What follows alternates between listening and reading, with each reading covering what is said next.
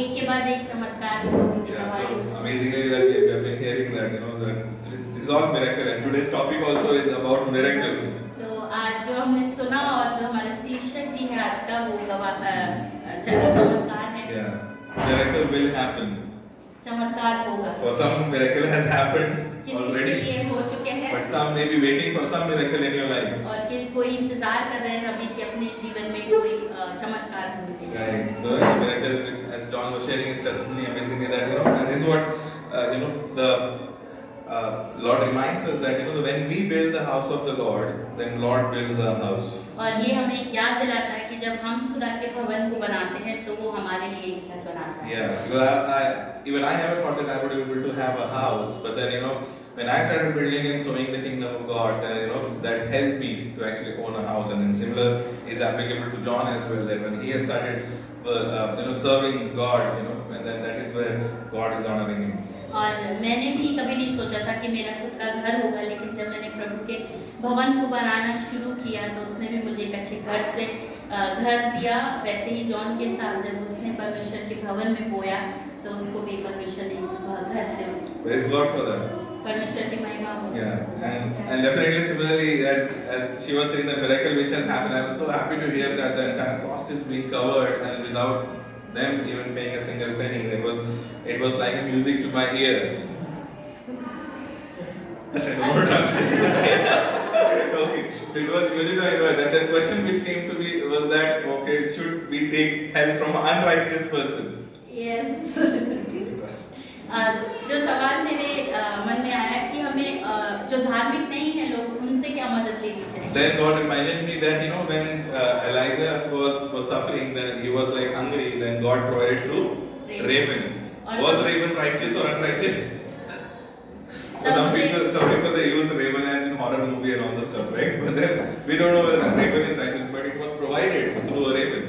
और जब मेरे मन में ये सवाल था तो इसके साथ परमेश्वर ने जवाब भेजा। जब इलाइजा को मदद की जरूरत थी तो उसने कौओं से उसकी मदद करवाई। वो कौआ धार्मिक था या नहीं था हम नहीं जानते। God even used a prostitute to help the Caleb and Joshua to actually defeat the Jericho.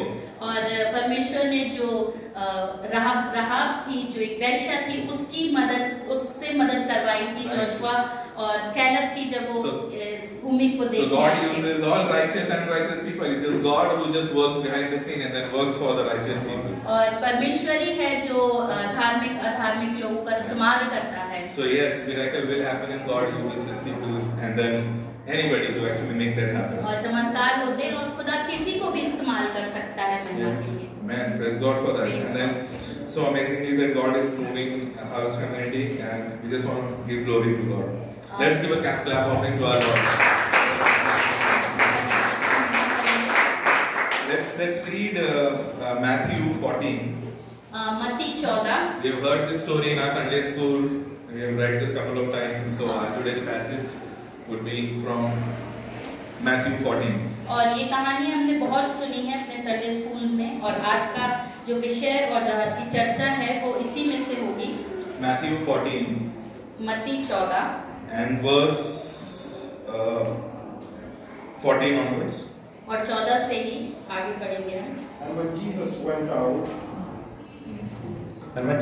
out, he saw a great multitude. Jesus went out and saw a great multitude. And he was moved with compassion for And he them. was moved with compassion. And healed their sick. And healed their sick. When it was evening, his disciples came to him saying, "This is a deserted place, and the hour is already late. Send the multitudes away, that they may go into the villages and buy themselves food." But Jesus said to them, "They do not need to go away. You give them something to eat." Yeah, you give them something to eat. Let's see.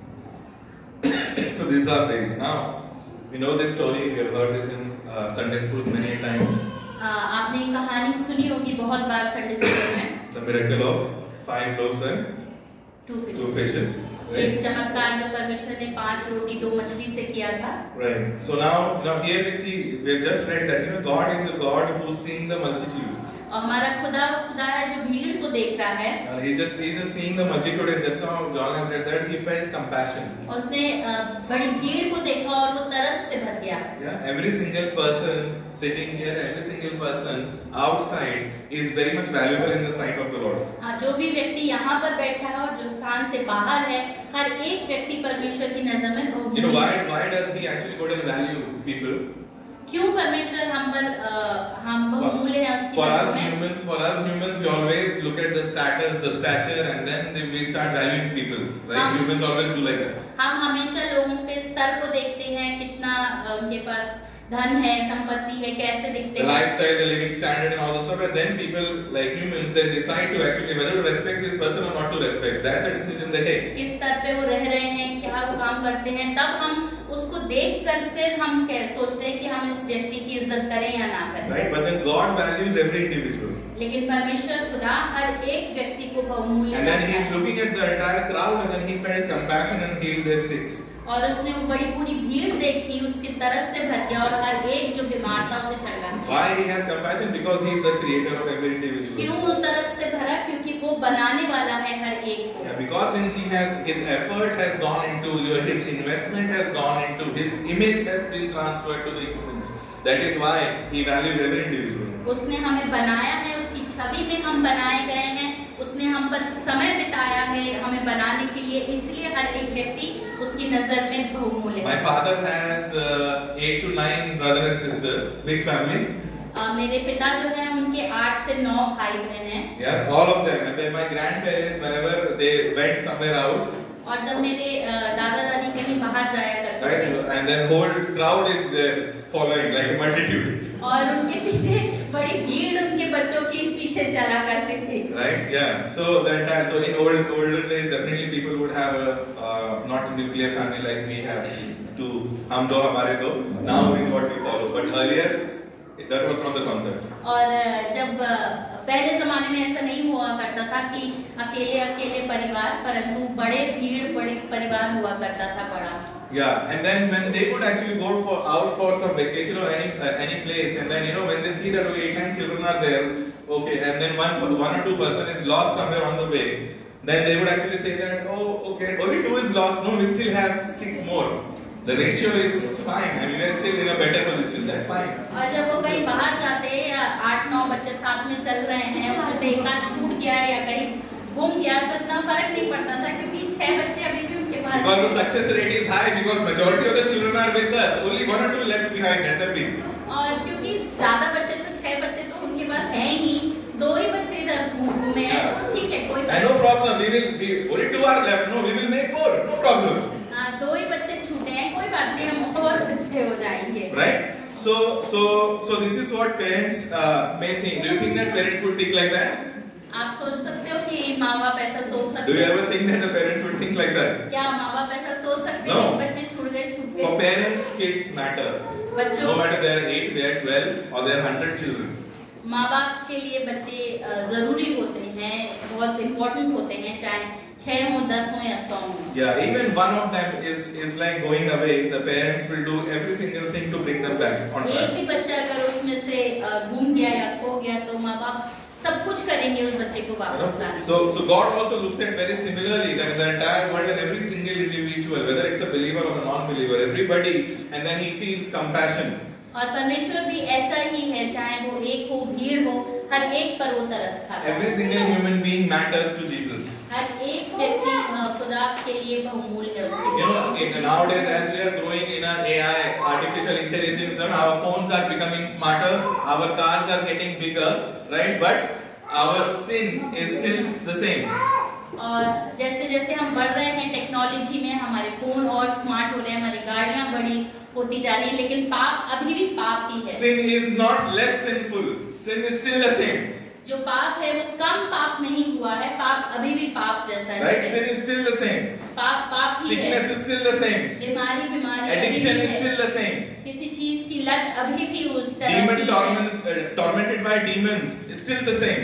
और जो दुष्ट आत्माओं का सताव अभी भी वैसा Poverty is still the same. जो गरीबी है वो अभी भी वैसी की वैसी है। And then what is the solution then? Only God is the solution, which God provides. लेकिन इन सब का समाधान क्या है? खुदा ही इसका He is समाधान। moved now in this story. He is moved with the compassion, and he is looking at every individual, and he is moved with the compassion. उस हर एक उस बड़ी भीड़ को देखा और दरद से भर गया हर एक के लिए। You know, as parents, you know, they would always love their children. No matter the child can be a child who is a reckless child in the family, a hopeless child, but then parents will always love a child. जो माँ बाप होते हैं वो बच्चे को हमेशा प्यार करते हैं, वो बच्चा कैसा भी हो, खराब हो, निकम्मा हो, जैसा भी हो, बच्चा माँ बाप बच्चे को प्यार And even करते हैं। parents will actually be willing to suffer anything, any pain for the matter of the love of that child. और माँ बाप किसी भी हद तक जाने को तैयार होते हैं उस बच्चे के प्रेम के प्रति। Bible speaks about the story of a shepherd, you know, as Jesus as a shepherd, that he will leave the 99 and will go for that one lost sheep.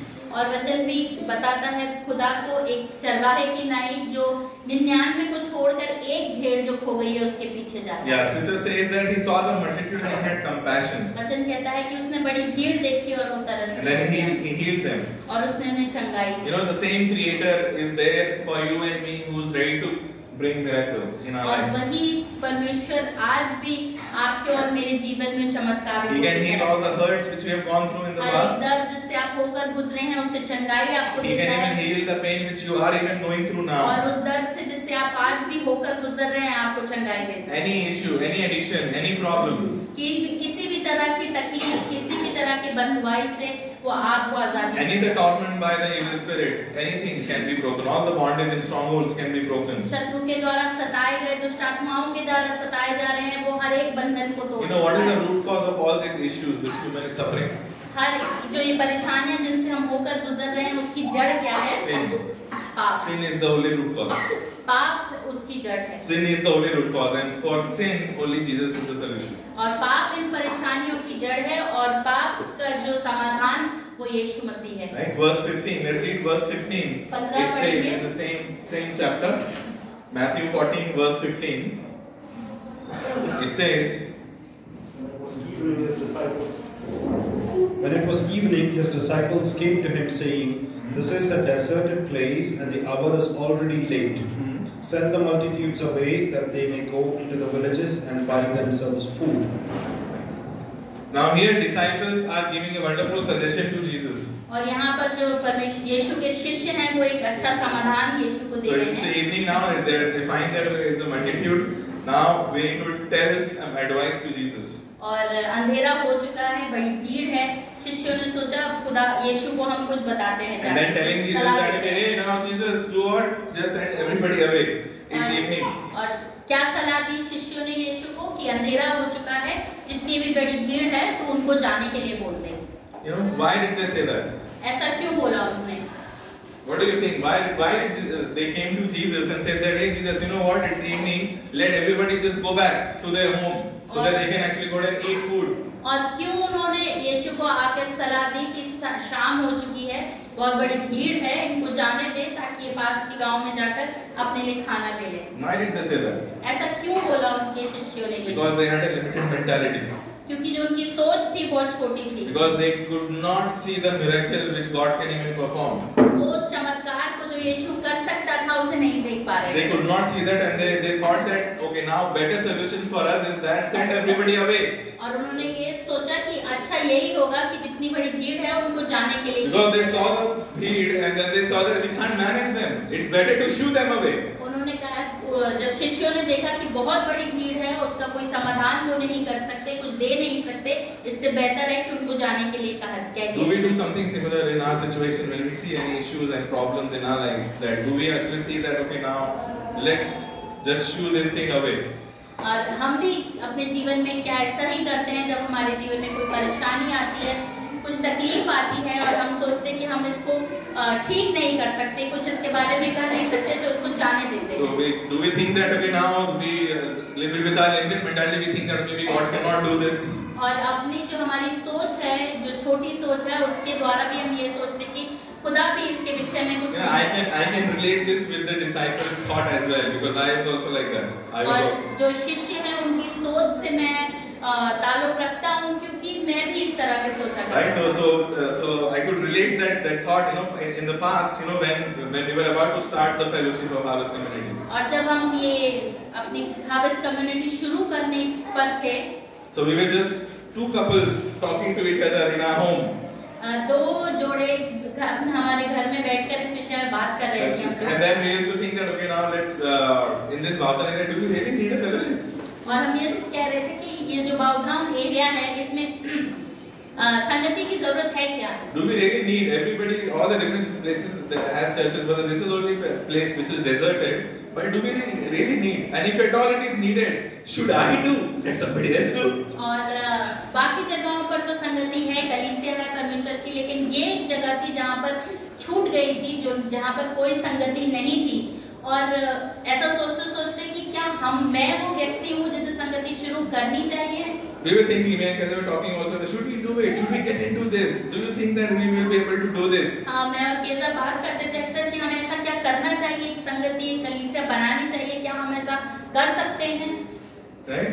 Same like Jesus, that we're thinking that okay, just send everybody away, and then we just want to be inconvenienced. और सोचते थे कि सब है उनको जाने दो, छोड़ो, नहीं करते हैं, हम अपने आराम को क्यों खराब करें? Yeah, then because if we get into that ministry, then there are a lot of sacrifices which we have to make. क्योंकि जब हम ये संगति शुरू करेंगे, कलीसिया शुरू करेंगे, सेवा शुरू करेंगे, तो बहुत सारी कुर्बानियां देनी पड़ेगी। No, not sure if Jesus is really telling us to do that, because maybe this requires a sacrifice. और हो सकता है खुदा नहीं ऐसा हमको बोल रहा है करने के लिए, क्योंकि ये करने के लिए बहुत सारी चीजें छोड़नी है। Even thought that people will come, people will join at home. Nobody comes to home church. Where in home will it be fine? और हम ऐसा भी सोचते थे कि लोग आएंगे भी क्या, क्योंकि घर में हम कहीं से शुरू करने वाले थे और घरों में लोग नहीं आते हैं ज्यादातर। And entire Pune, this is the region which is left around. So maybe there could be a reason that nobody had a church here. So why did we even open? और पूरी पुणे को छोड़कर सिर्फ यही एक जगह है जहाँ पर कोई कलीसिया नहीं है, और अगर ये छूट गई है तो हो सकता है कोई कारण होगा इसके पीछे। And then God started to move a bit in our life, and then we kept going by and by. और खुदा उस जो बोझ था उसको बढ़ाता रहा हमारे जीवन में, और हम लगातार उसके विषय में सोच रहे थे। And then we also thought, by looking at as we continued, fellowshipping, and then the people started joining us. Then we saw our balance sheet and said that will we be able to actually get a place of worship? जब हमारी कलीसिया संगति शुरू हुई, लोग जुड़ने लगे, तब जब हम अपने पैसों की तरफ देखते थे तो सोचते थे कि क्या हम कभी एक जगह ले पाएंगे जहाँ पर लोग इकट्ठे होकर आराधना करेंगे। From home to move to a hotel was a big leap of faith which we had to take. और घर में हम संगति करते थे, घर से एक होटल के हॉल में जाना एक बहुत बड़ा विश्वास। John made the balance sheet of the finance. John manages our finance, so he made it, and we were looking at the report, and we then looked at each other and said, "Hey, we are not able to do this at all." और John भाई finances देखते हैं, उन्होंने balance sheet बनाया, और जब हम उसको पैसे जितने हमारे पास थे उसको देख रहे थे तो ऐसा था मन में कि हम जा ही नहीं सकते उस होटल के हॉल में। But then we said, okay, let's go ahead and do that. If at all it would be required, then maybe we will see. We were ready to actually put our money in there. और हमने कहा नहीं, विश्वास के द्वारा हम चाहते हैं, अगर कमी होगी तो हम अपनी तरफ से पैसे लगाएंगे। Or we will take from NBCC, or we will do it for ourselves. Somehow let's go ahead and do it. NBCC से लेंगे या अपने पॉकेट से पैसे देंगे, लेकिन हम इस कार्य को करेंगे। Let's go ahead and do that. And then when we started moving, then automatically that step of faith actually helped bringing the blessings. और जो विश्वास के साथ हमने कदम उठाया था बाहर जाने का, होटल के हॉल में कलीसिया शुरू करने का, उस विश्वास के द्वारा बहुत सारी आशीषें आई हमारे। Yeah, and then we could actually afford that hotel. और जो उसका खर्चा था उसको हम पूरी तरह से उठा सके। It was a miracle which had happened. और एक चमत्कार था हमारे लिए। This is how sometimes we think. और हम कभी-कभी ऐसा सोचते हैं। Because see, sometimes we actually look for our convenience. और हम कभी अपने आराम के लिए ही सोचते हैं। Sometimes we were also, I sometimes should speak to guys, at home is fine, this small church is okay. Why you want to make it bigger? Small is fine, convenient, it's fine. छोटा है एक church, कोई बात नहीं, घर में है, पर हम अपने आराम में हैं, अपनी सहूलियत में हैं, तो क्यों बढ़ानी चीजें? So this is how we think at times, because we love convenience. और हम ऐसा ही अक्सर सोचते हैं क्योंकि हम अपना आराम, अपनी सहूलियत देखते हैं। And we love some mediocrity in our life. Mediocrity. और जितना है बहुत है, ठीक है, उतना ही है, वो ही हमारी ज्यादातर सोच हो जाती है। There was a guy who was fishing in a fishing pond. एक व्यक्ति था जो एक तालाब में मछली पकड़ रहा And था। then he was fishing, and every time he was fishing, and there was another guy standing next to him watching. वो जब भी मछली पकड़ रहा था, एक दूसरा व्यक्ति उसके साथ खड़ा हुआ था। Right, and then every time he fishes, and then he takes the fish out, and then he sees the fish, and then throws it back in the pond. वो मछली पकड़ रहा था जब तो मछली पकड़ता, निकालता, उसकी मछली पकड़ती, पकड़ लेता, देखता और फिर से वापस उसको Every time he's taking and then throwing it back, taking and then throwing it back. हर बार वो मछली पकड़ता, उसको देखता और फिर से फेंकता। And the other guy standing next to him is getting wondering, and then he says, "Arey, why are you throwing it back? और जो You're catching the fish. Why throwing it back in the lake or pond?" और जो उसके बगल में व्यक्ति खड़ा था वो हमेशा ये सोच रहा था कि क्यों ये व्यक्ति वापस से मछली को पानी में फेंक देता पकड़ने के बाद। He replied, and he said that because that fish is too big for the frying pan which I have at my home. तो वो ये बोलता है व्यक्ति कि जो मछली मैं पकड़ रहा हूँ ज्यादातर वो बहुत बड़ी है मेरे बर्तन के लिए, जो बर्तन मेरे घर पर है उस बर्तन के लिए वो मछलियाँ बहुत बड़ी हैं। Yeah, so this is how at times we think when we try to get something bigger that we're not able to accommodate. Why? Because we think that no, the smaller is better. और अक्सर हमारी भी सोच यही होती है कि जब कुछ हमें बड़ी चीज मिलती है तो हम सोचते हैं कि हम इसको मैनेज नहीं कर पाएंगे, इसके साथ नहीं हो पाएंगे, इसलिए छोटी चीज हमारे लिए। So that guy who was fishing, that he had a small mindset, and then he said that I am okay with the smaller pan. It should actually fit in the pan. Only that fish I will take. Bigger one I don't want. और वो जो व्यक्ति जो मछली पकड़ रहा था उसकी सोच भी छोटी थी, उसको लग रहा था कि छोटी मछली लूंगा क्योंकि मेरे पास घर में बर्तन भी छोटा है। Because if I go out and buy a bigger pan, it is more expensive. और अगर बड़ी मछली पकड़ता और फिर घर जाकर उसे एक बड़ा बर्तन खरीदना पड़ता तो वो ज्यादा महंगा पड़ता। Sometimes we want to postpone what God wants us to do because we have a smaller frying pan at home.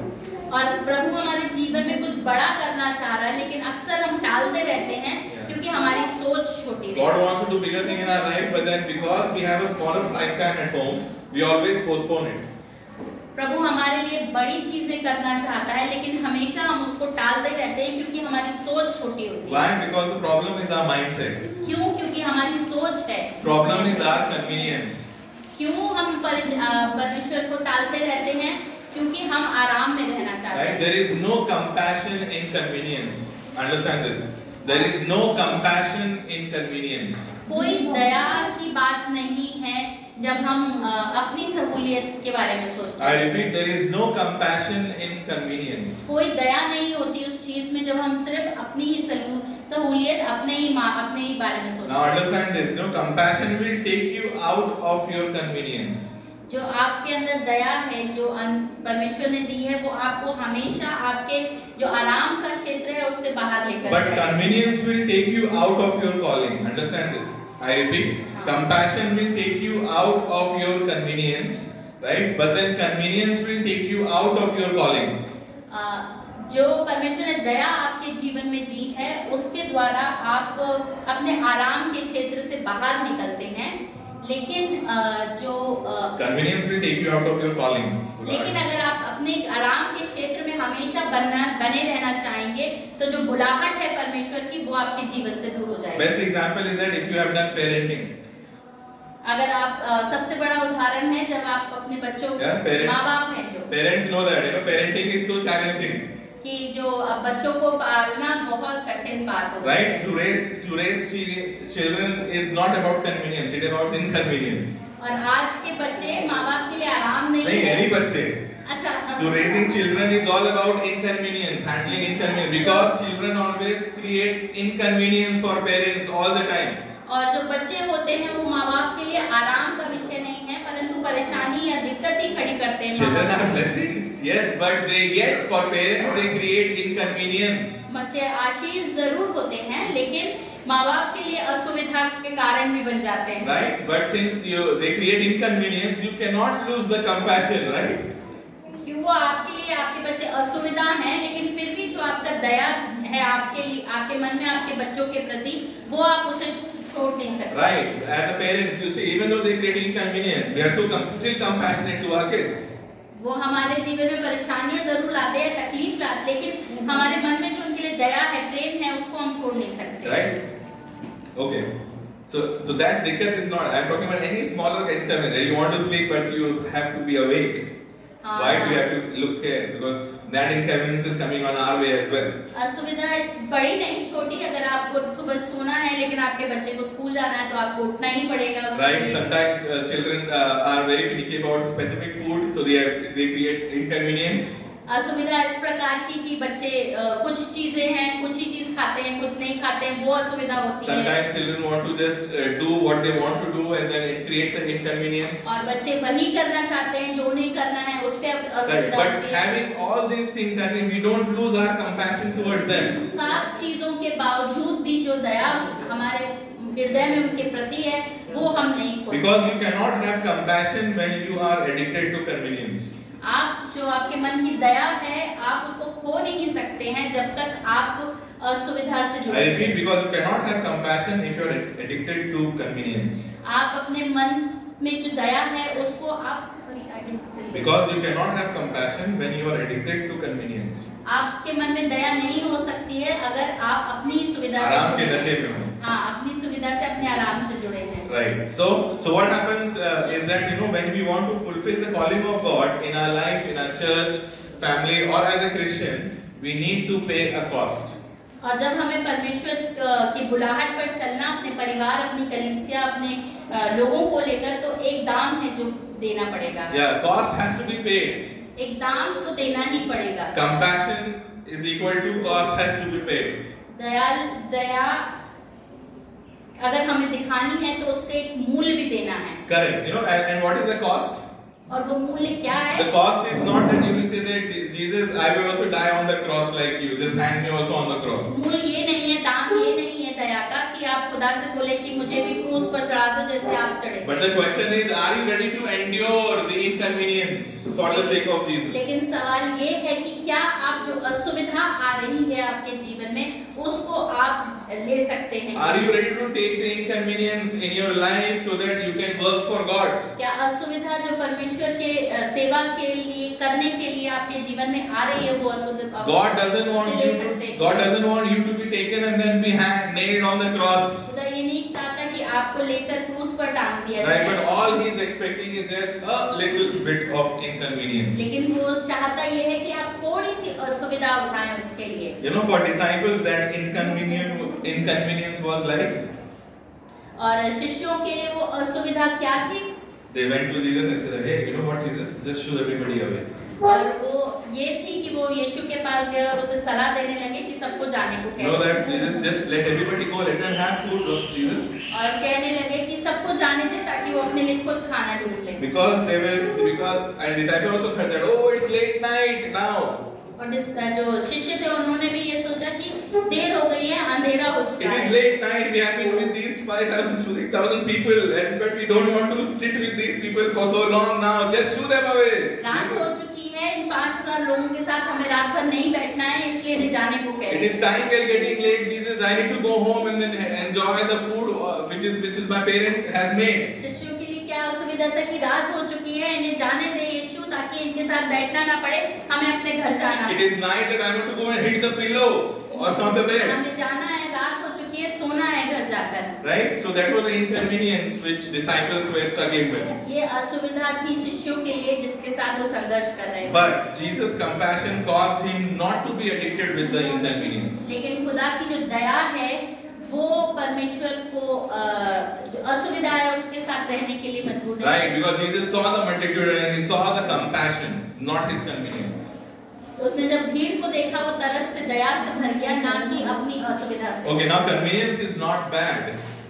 जो सुविधा है वो बुरा नहीं है, आराम बुरी बात नहीं है। Yeah, but don't let that convenience rob your calling. लेकिन जो आराम है वो आपकी बुलाहट को कभी चुराना ना। Because we cannot fulfill calling unless we pay a cost of our convenience. हम जो हमारी बुलाहट है उसको हम पूरा नहीं कर सकते जब तक हम आराम में बैठे रहेंगे। We cannot fulfill our calling and live in convenience. हम जो बुलाहट है परमेश्वर की उसको पूरा भी करें और अपने सुविधा में अपने आराम में बैठे रहें, ऐसा नहीं हो सकता। We cannot be matured Christian. We cannot be called as a mature Christian and still be living in convenience. हम परिपक्व मसीह नहीं कहला सकते जब तक हम आराम में जी रहे हैं। God is a God of miracle and a big vision. हमारा खुदा चमत्कार और बड़े चमत्कार। Yes, God is a God of big miracle and a big vision. बड़े चमत्कारों का खुदा है। We can't say to God, hey God, you know what? Do one thing, just reduce my vision, Lord. हम ऐसा नहीं कह सकते कि खुदा जो तूने मुझे दृश्य दिया है उसको तू कम कर दे। Lord, you just adjust the vision, the bigger vision, to the comfort level of mine, Lord. कि जो तूने मुझे ये सोच दी है, जो करने की चाह दी है, उसको थोड़ा छोटा कर दे ताकि जो मेरा आराम है वो कम ना हो जाए। Jesus, please consider my feeling, Jesus. Jesus, please consider my feeling. और जो मैं महसूस कर रहा हूँ उसको आप समझ के देखिए। What would now understand? What would happen? What would happen if Jesus would have chosen convenience over the cross? और आप सोच के देखिए कि अगर खुदा सलीब के ऊपर, क्रूस के ऊपर अपनी सुविधा देखता तो फिर क्या होता? Imagine, think if Jesus would have chosen convenience over the cross, because going through a cross journey was not about very nice journey. No, it was inconvenient for Jesus. But I think if he would have chosen convenience over the cross, you and me would not have the gift of salvation. अगर खुदा अपनी सुविधा, अपना आराम देखता उस सलीब, क्योंकि वो सलीब परमेश्वर के लिए, वो क्रूस परमेश्वर के लिए आसान नहीं था, सबसे कठिन चीज थी। अगर फिर वो अपनी सुविधा देखता, अपना आराम देखता, तो फिर वो क्या होता? We are so glad that he has not chosen the convenience, but he has chosen to save you and me over his convenience. यीशु ने अपनी सुविधा, अपना आराम नहीं देखा, लेकिन उसने हमें देखा, हमारे लिए अपने प्राण दिए। Which means that today, if I have to pay a little bit of inconvenience for Christ, I am into it. इसका मतलब ये हुआ कि अगर आज हमें अपने मसीह के लिए थोड़ी असुविधा, थोड़ा परेशान होना पड़ता तो उसके लिए if today I have to come early and set up the stage for the people to serve, that I am up for it. अगर मुझे जल्दी भी आकर ये सब चीजें लगानी पड़ी ताकि लोगों की सेवा हो सके तो मैं तैयार हूँ। If today I have to actually go and pack, everybody just leaves and we have to pack and then take every luggage and put in the car, that I am up for it. अगर सबके जाने के बाद भी मुझे सारी चीजें फिर से वापस पैक कर उसको गाड़ी में ले जानी पड़ी नीचे, फिर भी मैं तैयार हूँ। Right? There are so at any cost. There are just an example. So anything in any area we serve, that we are ready to and up for it. किसी भी क्षेत्र में हम परमेश्वर की सेवा क्यों ना करें, असुविधा के लिए हम तैयार हैं। I have to change my schedule to actually be a part of something, then I am up for it.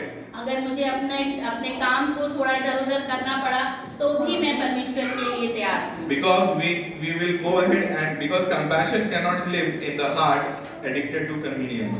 क्योंकि दया उस हृदय में रह ही नहीं सकती जिस हृदय में आराम की बातें। I cannot fulfill my calling if I live in convenience. जो परमेश्वर ने मेरे जीवन पर बुलाहट दी है, जिस कार्य को उसने मुझे दिया है, मैं उसे पूरा कर ही नहीं सकता अगर मैं अपने आराम के बारे में। His heart will be stretched to our heart, and then even if I don't think about doing it, his heart is there in me, and then if we start thinking, doing it. परमेश्वर का हृदय हमेशा हमारे हृदय से जुड़ा होता है। हम जितना भी उससे नकार लें, लेकिन उस दया के हृदय के कारण से ही हम काम करते जाते हैं। Convenience says that there are many obstacles. जब हम आराम में होते हैं, आराम के क्षेत्र में होते हैं, तो हम दूर से देख के बोलते हैं बहुत सारी रुकावटें हैं। Now understand, convenience always says that there are so many obstacles. जब जो सुविधा होती है, आराम में जब हम अपने जीवन में होते हैं, तो हम हमेशा सोचते हैं कि बहुत सारी परेशानियां हैं। But compassion says that no, there is an opportunity. लेकिन जब हमारा हृदय दया से भरा होता है, तब हम हमेशा देखते हैं कि नहीं, यहाँ पर कुछ करने की कर सकते हैं। When we see compassion gives us an opportunity. जब हम दया से भरे होते हैं, तो हमेशा जो भी चीज करने के लिए हमारे को दी जाती है, हम उसे बेहतर In the coming year, through you and me, in our life, we want to see people getting saved. आपके और मेरे जीवन में ये बुलाहट है कि हम चाहते हैं कि लोग बचाए जाएं। We want to see people going from darkness to light. हम चाहते हैं कि अंधकार से लोग प्रकाश में आएं। We want to see people going from sickness to healing. हम चाहते हैं कि लोग बीमारी से चंगाई में आएं। We want to see people going from addiction to deliverance. हम चाहते हैं कि लोग बंधुआई में जो है वो आजाद हो जाएं। We want to see that people going from no faith to a high level of faith. हम चाहते हैं कि देखें लोग जो अविश्वासी हैं वो एक बड़े महान विश्वास की ओर बढ़ जाएं। As a Christians, we need to find that faith again.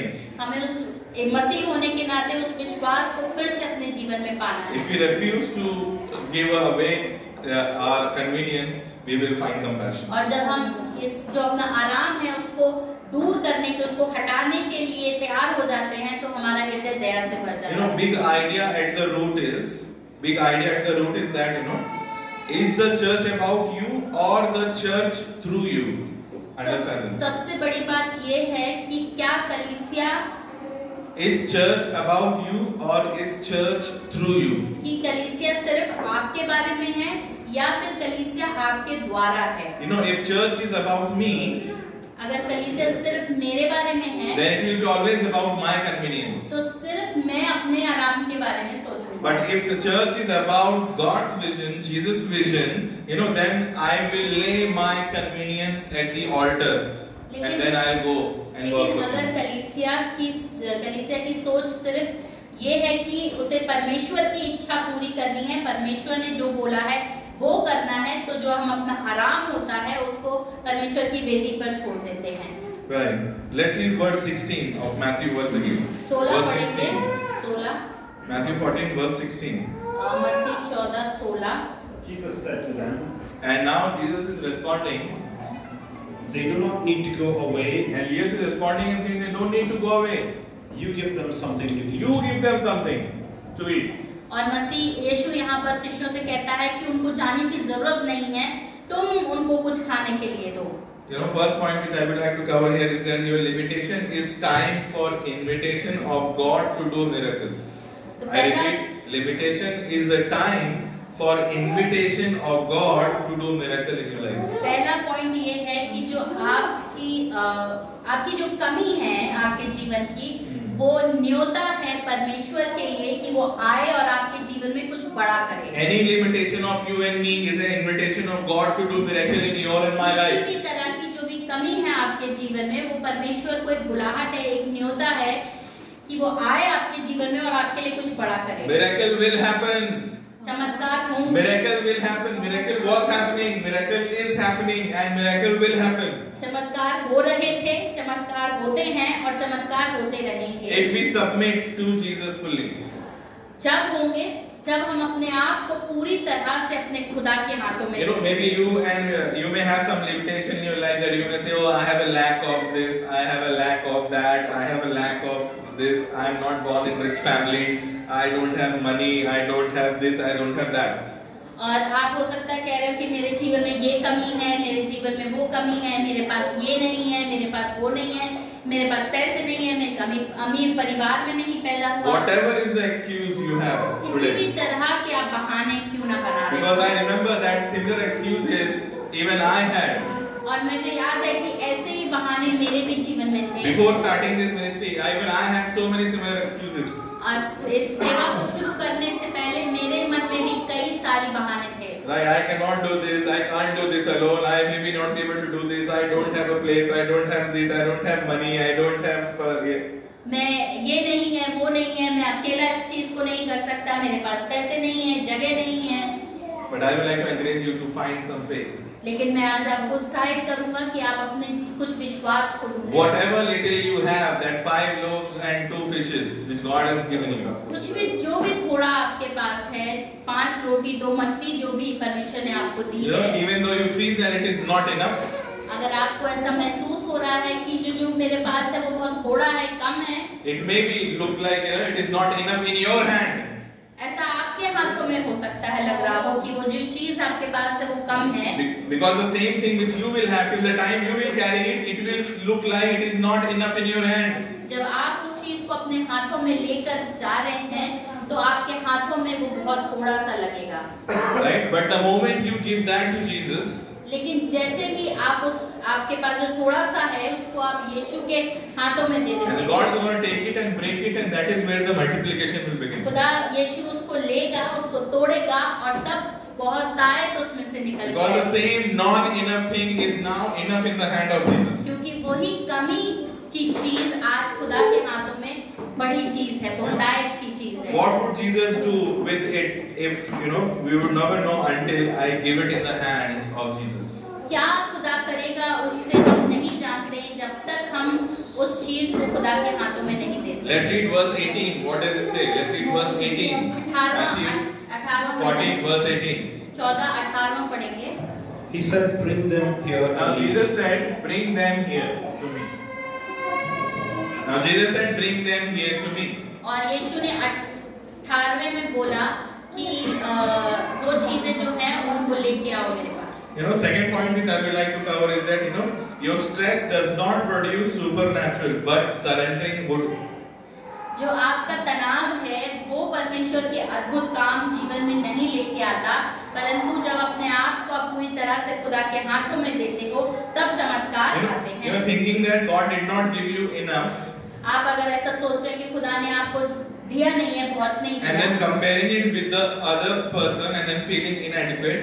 और आपके पास जो भी है आप उसे थोड़ा समझते हैं और फिर उस थोड़े को आप किसी दूसरे के साथ तुलना करते हैं। All this will not produce miracle in your life. तो ये सब चीजें, तुलना करना, थोड़ा समझना, ये सब चीजें आपके जीवन में चमत्कार नहीं लेके All will not, and even the complaining will not produce any miracle in your life. और उस कमी के बारे में बुड़बुड़ाना या फिर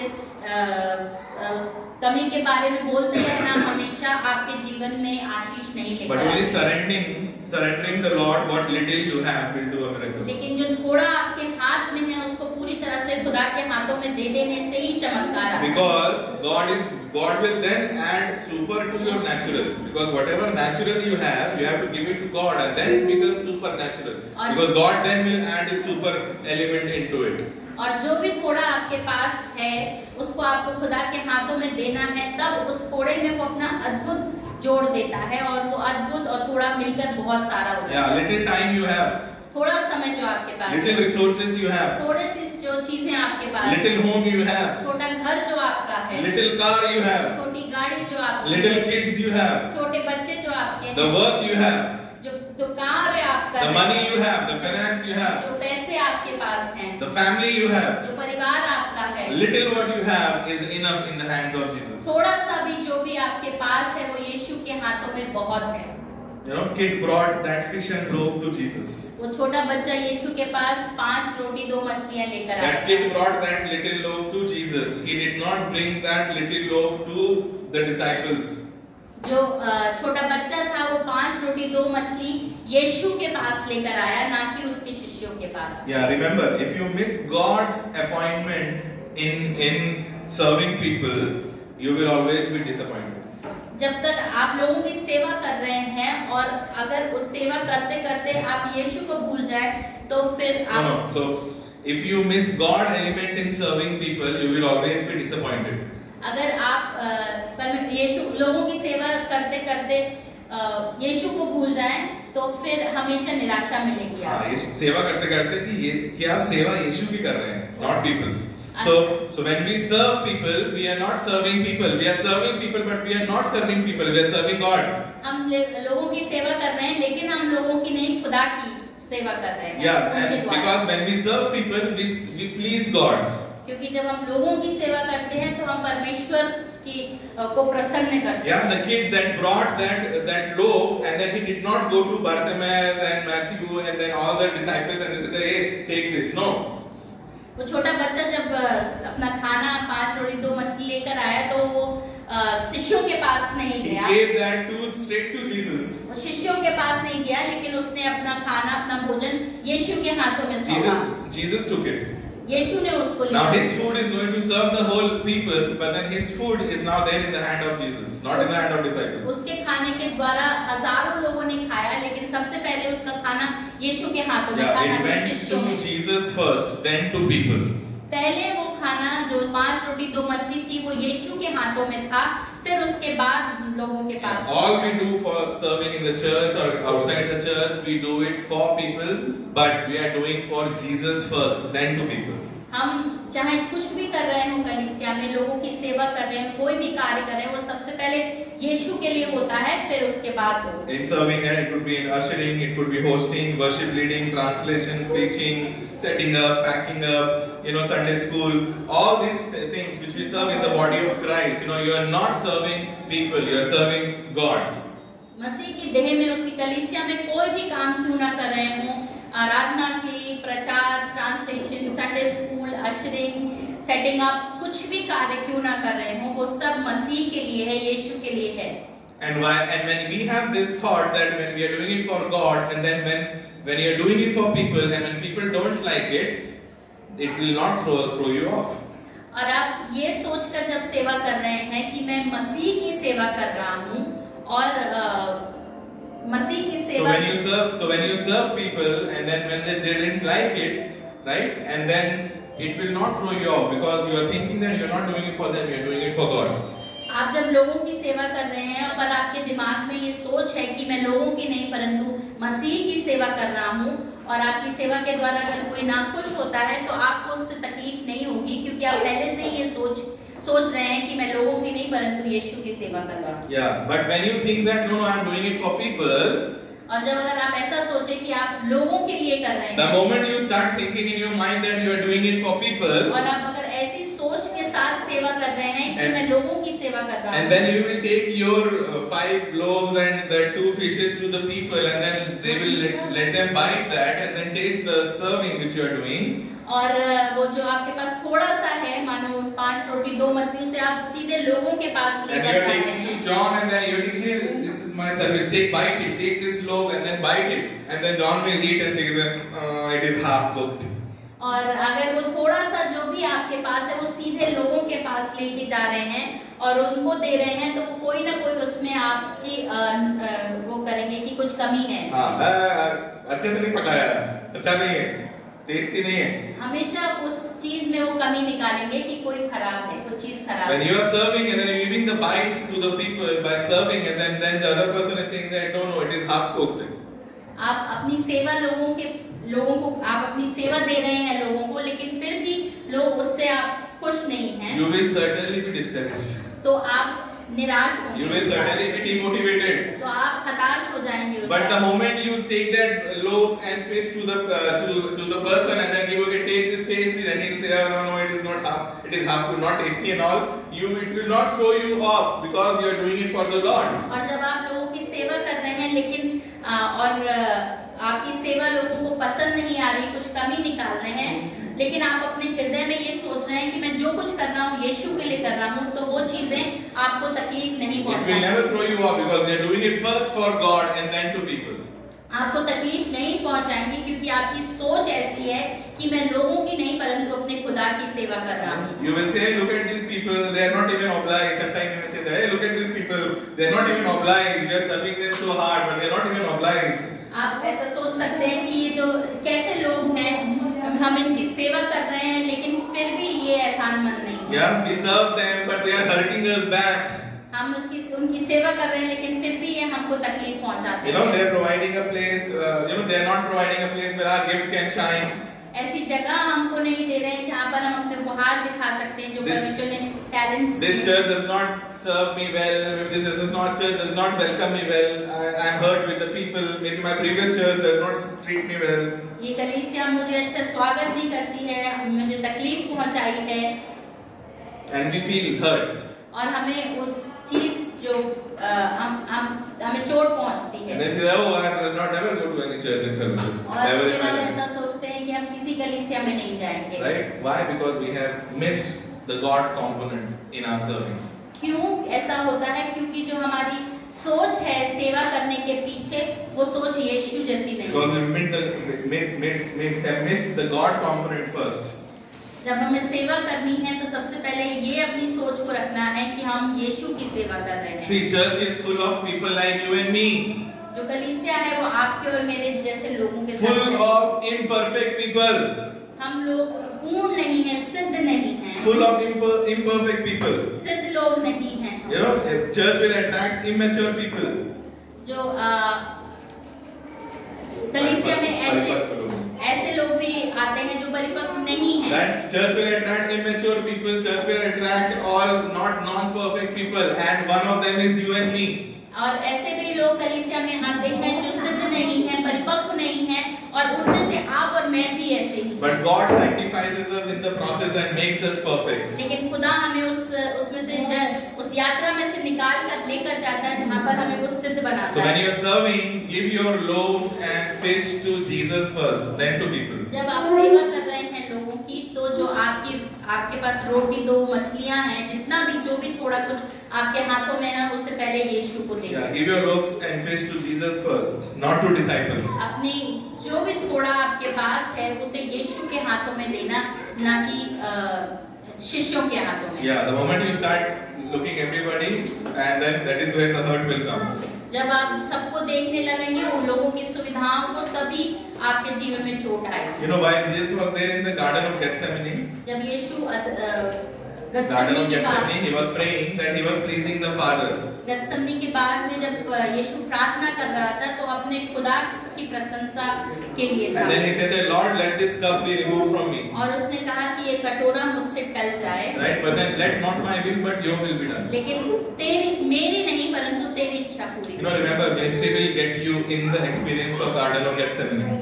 आप याद रखिए, जब आप परमेश्वर की सेवा करते हैं तो आप अपने जीवन में कैसे आते हैं उस जगह पर, जब आप गत्समनी के बाग में where when you go in the experience of Gethsemane, where you feel pain and with the things which you don't want to do.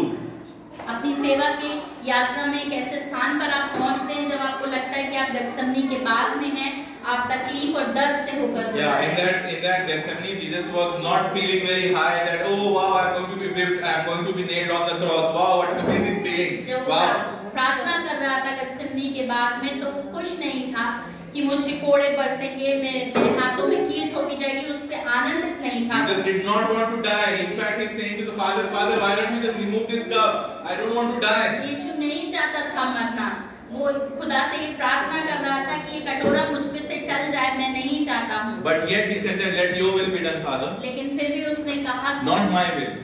तेरी मर्जी पूरी हो पिता। Not my feeling. मेरी मर्जी नहीं परंतु तेरी मर्जी पूरी। Not my convenience. मेरी सुविधा नहीं परंतु तेरी सुविधा। Let your will be done, Lord. तेरी मर्जी पूरी हो। Right? You may have your feelings. आपके भावनाएं हो सकती हैं। Sometimes you know devil brings this kind of thought. Oh, whatever you are doing, just drop it. I mean, enough. शत्रु ऐसी ख्याल आपके मन में ला सकता है कि जो कुछ भी आप कर रहे हैं उसे छोड़ दीजिए, बहुत हो गया। Nobody appreciates you, just drop it. कोई तुम्हारी तारीफ नहीं करता, छोड़ो ये सब। अरे why to serve these people? They are hopeless. Drop it. क्यों इन लोगों की सेवा करना, कोई आशा नहीं है। Yeah, we don't expect. They don't even appreciate. Just drop it. कोई तारीफ नहीं करता, कुछ सराहना नहीं करता, छोड़ दो ये सब। But we need to say to the Lord, Lord, let your will be done. लेकिन तब हमें खुदा से ये कहना है कि आपकी मर्जी पूरी हो। Not mine. Even though I don't feel like serving. मेरी मर्जी नहीं परंतु आपकी मर्जी हो, मुझे सेवा करने का मन नहीं। Even though I don't feel like doing this, Lord, and I am going through the Garden of Gethsemane experience, but then Lord, let your will be done, that I will still do to please you. मेरा ये करने का मन नहीं है, मैं दर्द से तकलीफ से होकर गुजर रहा हूँ, लेकिन फिर भी मेरी नहीं परंतु आपकी मर्जी पूरी हो। And then verse 19, if we see verse 19. 19 वचन। Let's read verse 19. Then he commanded the multitudes to sit down on the grass, and he took the 5 loaves and the 2 fish, and looking up to heaven, he blessed and broke and gave the loaves to the disciples, and the disciples gave to the multitudes. So they all ate and were filled, and they took up 12 baskets full of the fragments that remained. You know, first thing, what the love of Jesus does in our heart. पहली चीज यीशु का प्यार हमारे हृदय में क्या करता है? When we are deeply in love, madly in love with Jesus, first thing what the love of God does is it breaks the inconvenience part in us. और जब हमारा हृदय पूरी तरह से परमेश्वर के प्रेम से भरा होता है, जब हम खुदा से अपने पूरे मन से प्रेम करते हैं, तो पहली चीज जो असुविधा होती है हमारे मन की, उसको वो तोड़ देता है। It breaks that inconvenience element which we have in our heart. That breaks that, and then the compassion fills in to serve. और जो असुविधा होती है हमारे हृदय की, उसको खुदा सबसे पहले तोड़ता है, और फिर हमारा हृदय दया से भर जाता है कि हम लोगों की सेवा करें। Third point, you just read that, and then people were sitting and then they were eating. So now here, I would like to say that God will increase what is given away, and not what is stored. God will increase what is given away and not what is stored.